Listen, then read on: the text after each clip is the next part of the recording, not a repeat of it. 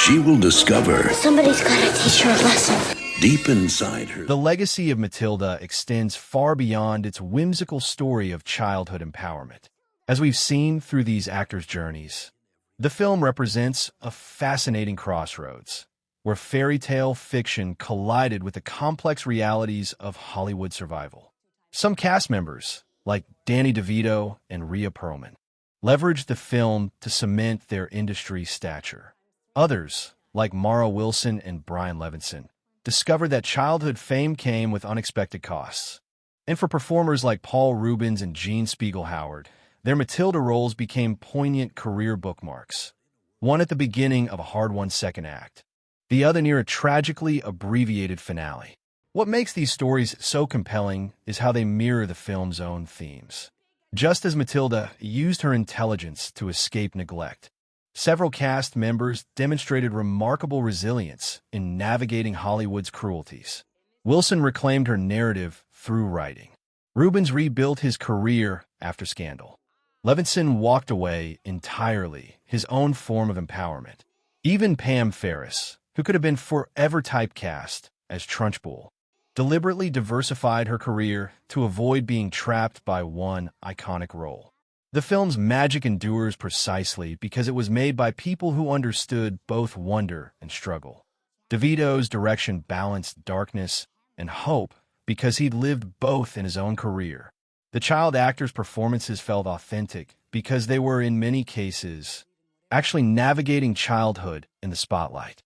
This authenticity is why Matilda still resonates nearly 30 years later. It's a fairy tale grounded in real emotional truth. For fans, knowing these backstories adds new layers to every rewatch. That chocolate cake scene carries extra weight, knowing Levenson's subsequent struggles. Miss Honey's kindness feels more profound, knowing Davidtz fought against being pigeonholed by it. And Trunchbull's terror becomes more impressive knowing Ferris is actually a consummate professional who dreaded being typecast. The movie becomes not just entertainment, but a document of artistic survival. As the cast continues aging, with DeVito and Perlman now in their late 70s, the former child actors in their 40s, Matilda remains their shared lightning-in-a-bottle moment. Few films capture such perfect alchemy between material and cast. Fewer still see that casts' real lives unfold in such dramatically varied ways. Their collective story serves as the ultimate postscript to Matilda's message that happy endings aren't guaranteed, but resilience and reinvention are always possible. So the next time you watch Matilda outsmart the adults or Miss Honey find her courage, remember the equally compelling stories happening behind the camera, and ask yourself, which lesson resonates more, the fantasy of telekinetic revenge, or the real-world strength of these performers who kept moving forward long after the credits rolled? The world fell in love with Mara Wilson the moment she appeared on screen as the wide-eyed, bookish Matilda Wormwood. At just 9 years old, she carried the entire film with a wisdom beyond her years, delivering Dahl's clever lines with perfect comedic timing while making audiences believe in magic. But behind her precocious performance was a childhood far more complicated than the fairy tale she portrayed. Wilson was born in 1987 to a family already touched by Hollywood tragedy. Her mother, Susie Shapiro, had been a talent manager before being diagnosed with breast cancer during Mara's early years. Filming Matilda became an escape for the young actress. But reality came crashing back when her mother passed away just months after the movie's release. The loss haunted Wilson, who later admitted she struggled with anxiety and OCD throughout her adolescence. For a brief moment, Mara was Hollywood's golden child, voicing animated characters in Thomas the Tank Engine and appearing in Mrs. Doubtfire. But by her early teens, the industry's darker side became impossible to ignore. She faced creepy advances from adult men, was rejected from roles for not being pretty enough, and grew disillusioned with the way child stars were exploited. "I realized I didn't want to act anymore," she later wrote. The magic was gone. Her retreat from fame wasn't the end of her story, it was a rebellion.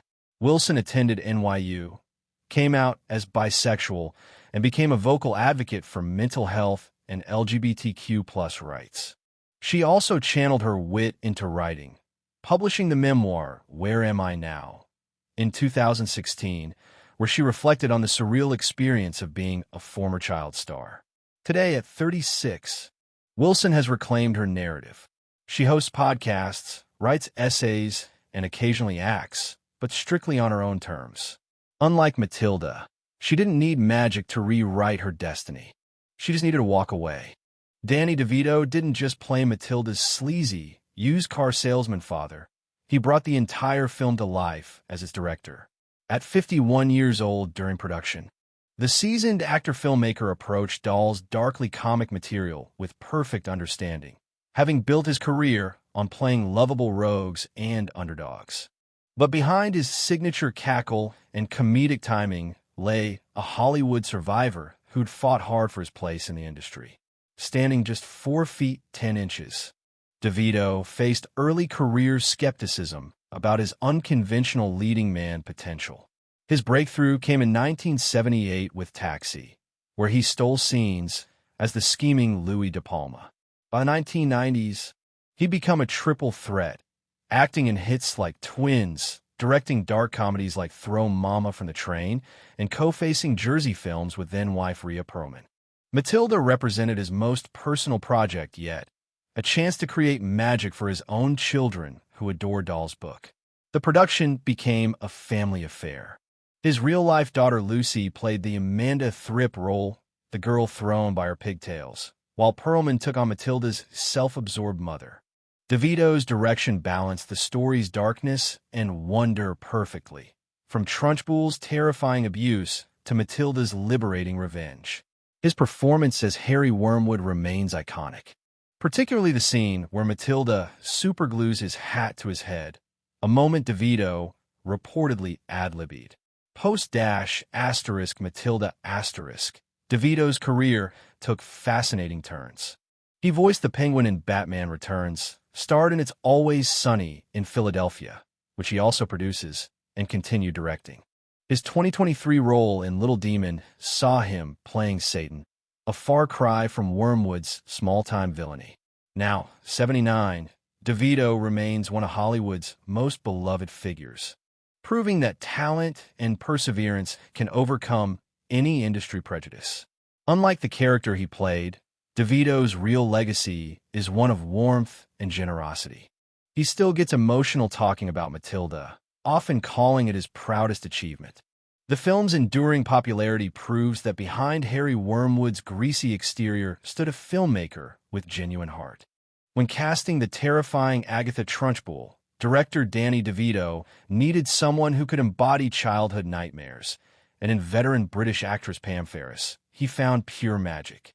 At 48 years old during filming, Ferris transformed into the monstrous headmistress with such conviction that an entire generation still shudders at her name.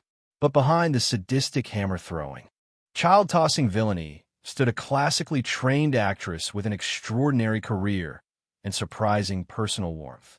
Ferris brought unexpected depth to what could have been a cartoonish villain. Her Trunchbull wasn't just scary. She was believably unhinged, from her military-style uniforms to her explosive rage. The infamous chokey scenes and cake punishment sequence became iconic through Ferris' committed physicality. Few realized she performed most of her own stunts, including throwing children safely with wires and swinging Amanda Thripp by her pigtails. Born in 1948 in British-occupied Germany, Ferris came from humble beginnings. Her father was a Royal Air Force sergeant. She trained at London's prestigious Royal Academy of Dramatic Art before spending decades in British theater and television.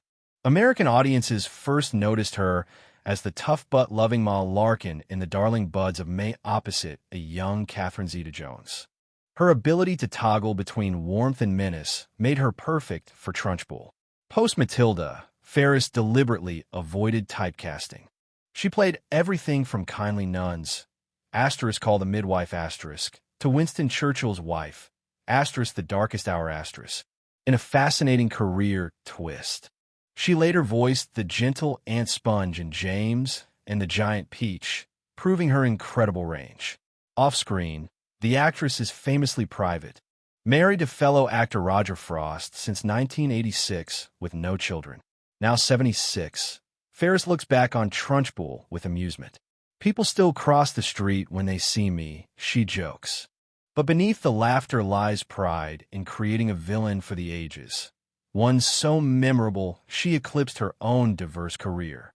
Unlike her character, Ferris' legacy is one of versatility and professionalism, proving that even monsters can be played with artistry.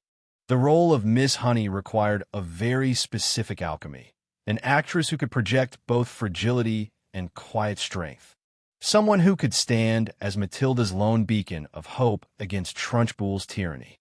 In the then 31-year-old Embeth Davidtz, director Danny DeVito found the perfect balance of gentle warmth and hidden steel that would make Miss Honey one of cinema's most beloved teachers.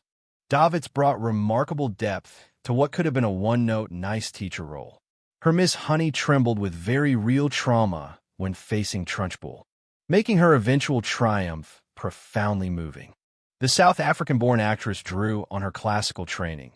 She studied drama at Rhodes University to create a performance that felt simultaneously delicate and powerful, particularly in The Tear. Full scene where she reveals her tragic backstory to Matilda. Before Matilda, Davidtz had broken through in another dark fairy tale, playing the mysterious maid in Sam Raimi's Army of Darkness, 1992.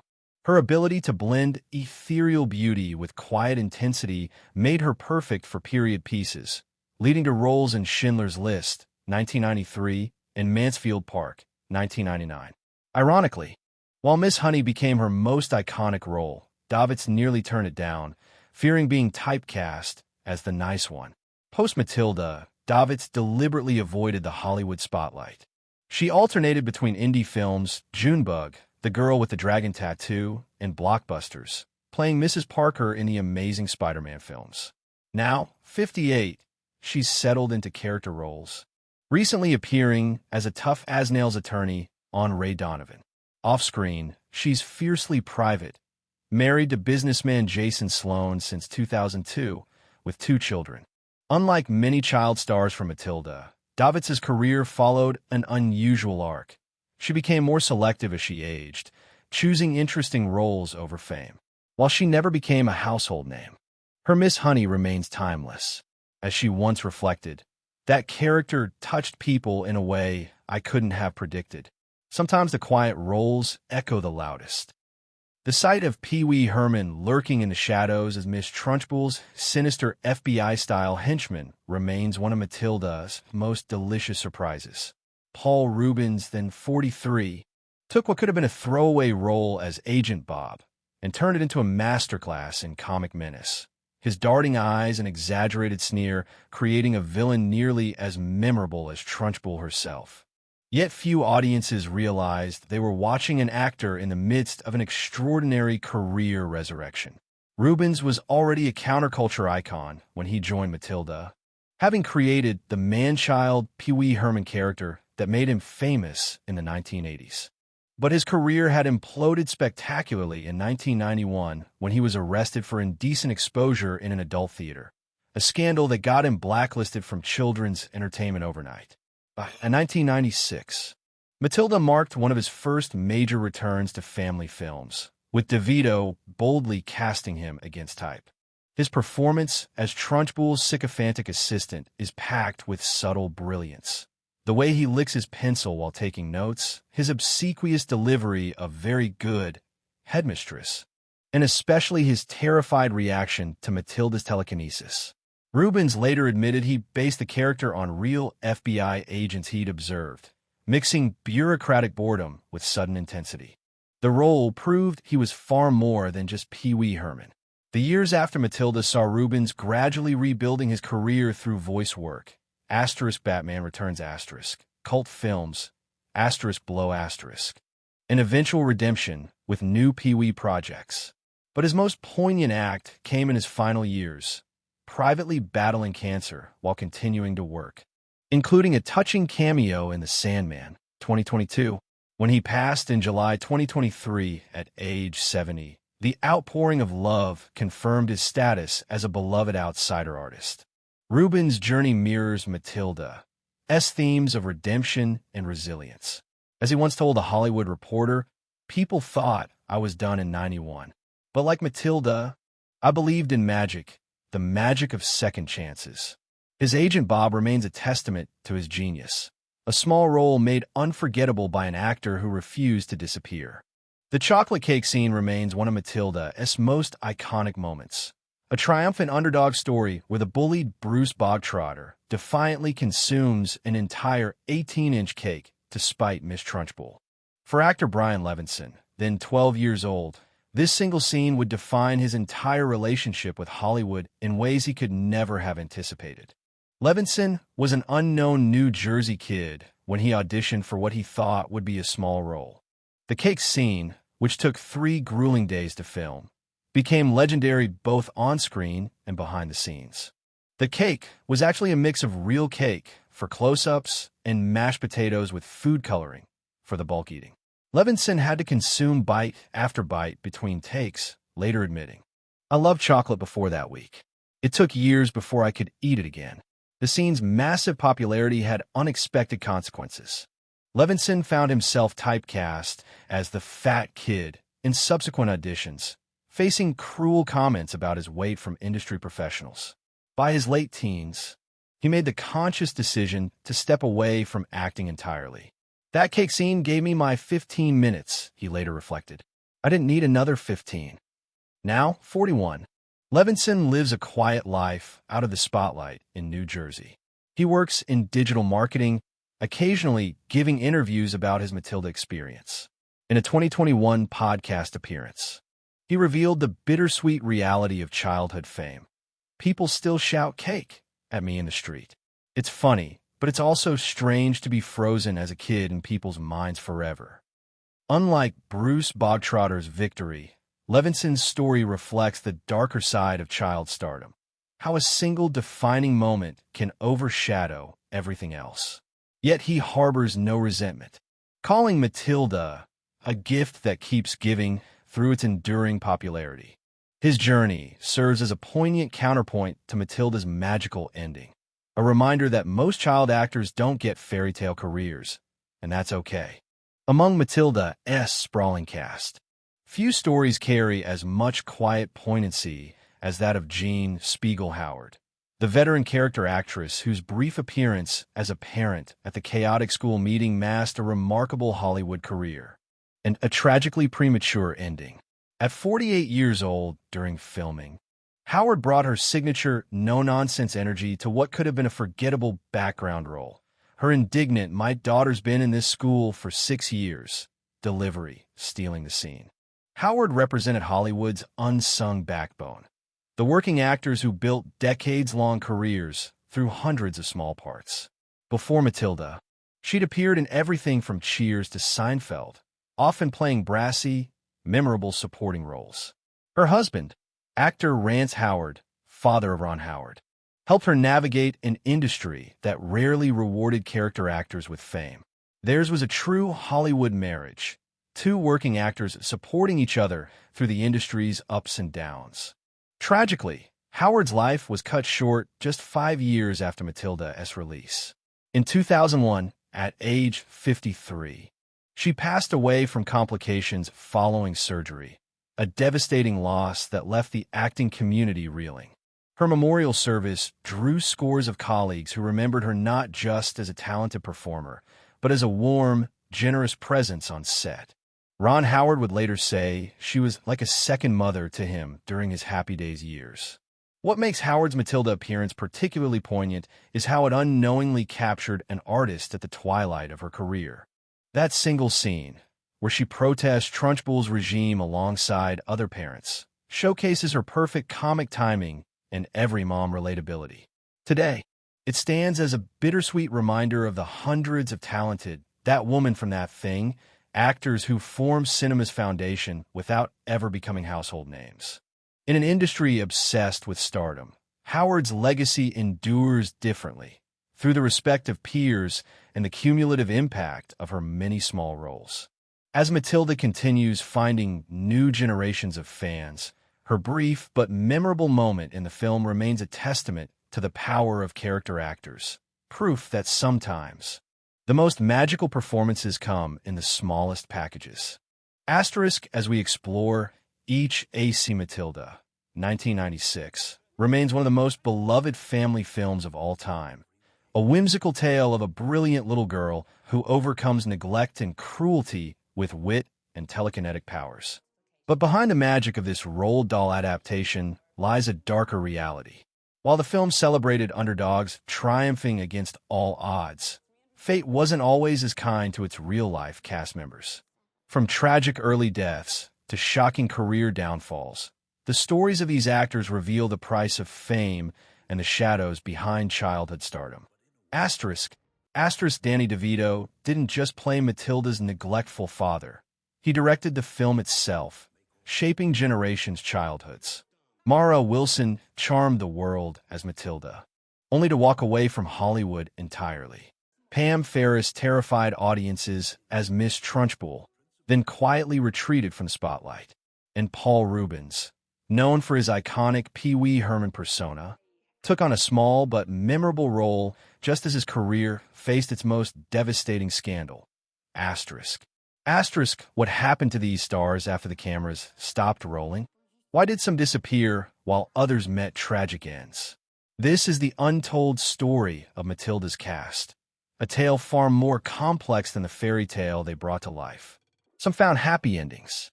Others faced demons they couldn't escape. One thing's certain, their real lives were nothing like the script.